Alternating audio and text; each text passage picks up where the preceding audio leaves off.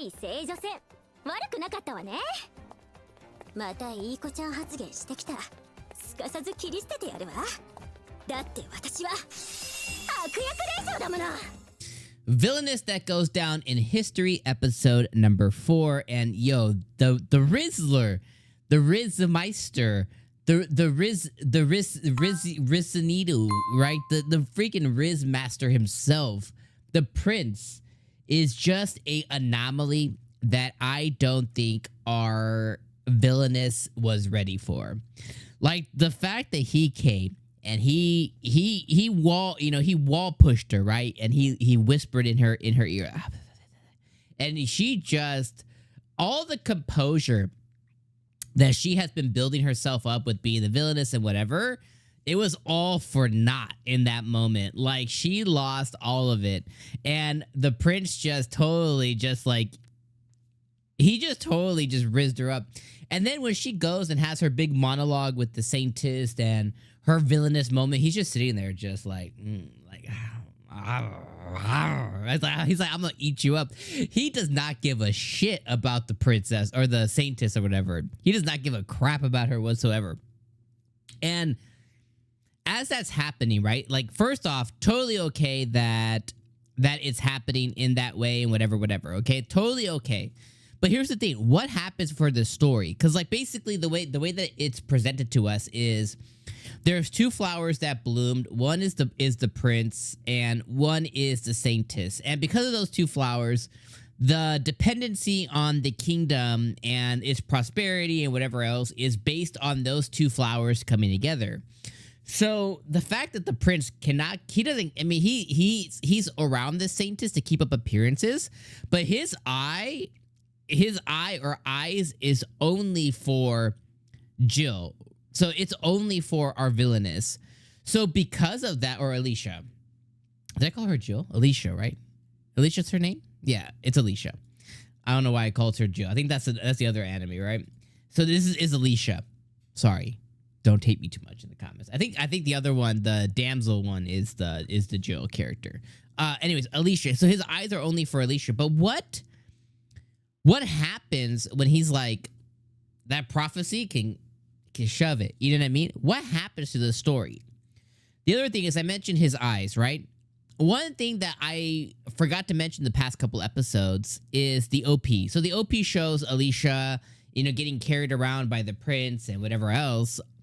One of the things I forgot to mention or talk about was her eye patch. What in the world is up with Captain Hook over there? Like, what happens to her to where she has to wear an eye patch? It's either she has to wear it because she's like, my powers are boiling over, and she has that Chinibio moment, or she's wearing an eye patch because, like, something legitimately bad occurs to her eyeball.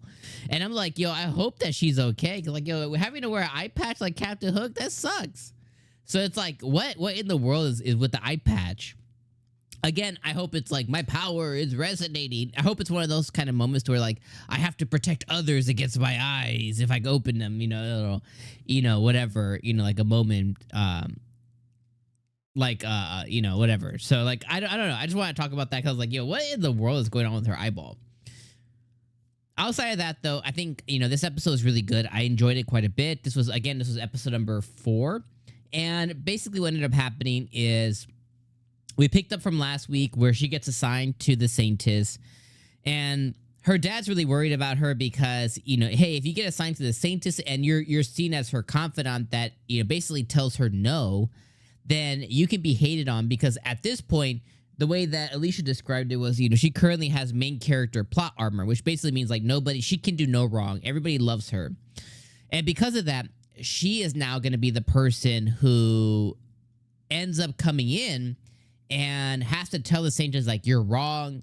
You can't do that. You shouldn't be doing that. Like, you're living a fairy tale. Like, I don't know who the hell is telling you yes, but this is a bad idea. She has to be that person. And because of that, her dad's really worried about it. And her dad's like, oh, I don't know if I want you to do that because you're going to be hated on. She's like, yes, that's the thing. I'm villainous. Yes, I'm going to get hated on.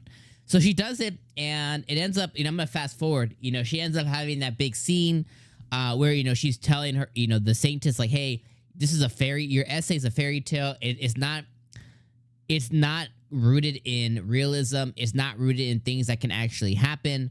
Like, I love, like, she's basically saying, I love that for you, but like, you need to be realistic about how you want people to be equal. There's a thing that all people can be equal, but people can never truly be equal. Just, she gives examples like, just based on looks, there's disparity between two people.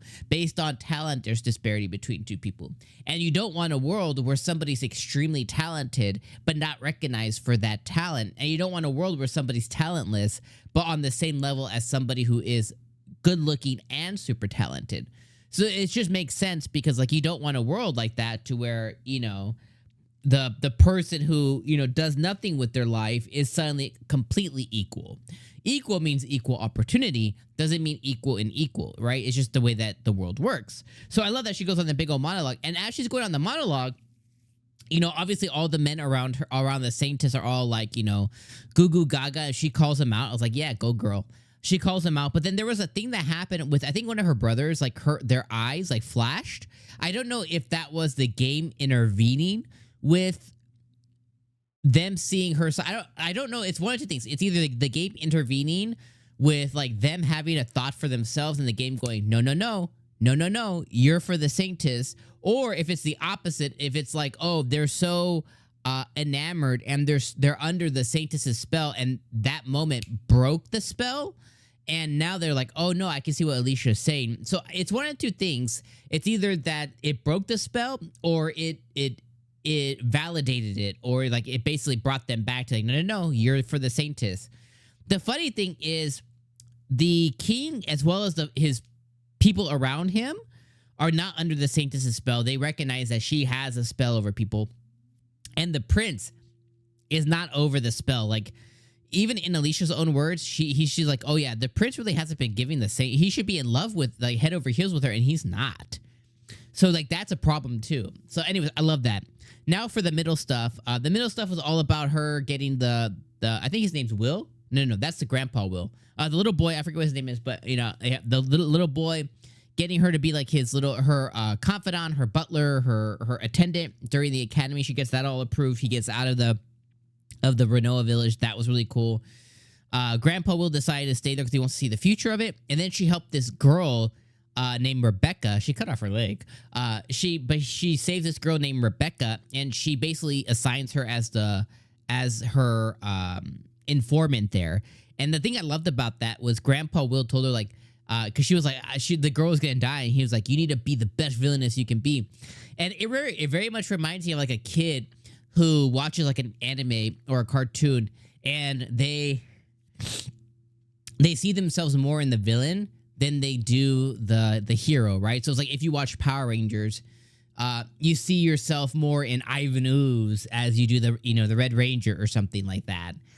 Or, you know, it's like a kid seeing like a demon lord and be like, oh, I want to be the demon lord. And then your parent going like, okay, and they do something bad. It's like, what would the best demon lord do? It's like, they would not do this. You know, the way he encouraged her was just the cutest thing ever.